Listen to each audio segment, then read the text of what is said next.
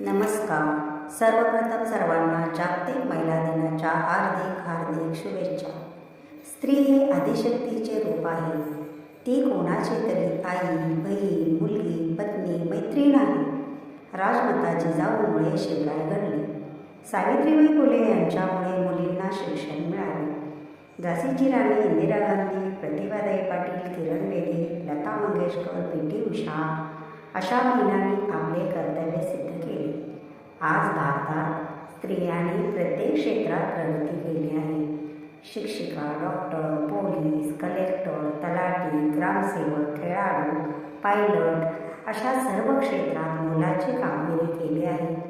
स्त्री आहे म्हणून ज्याला कळाले तो जिजाऊचा शोभा झाला.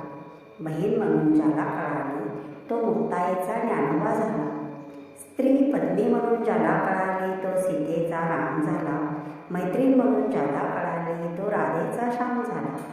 अशा या स्त्री शक्तीला मानाचा मुजरा. जय हिंद, जय भारत, जय महाराष्ट्र.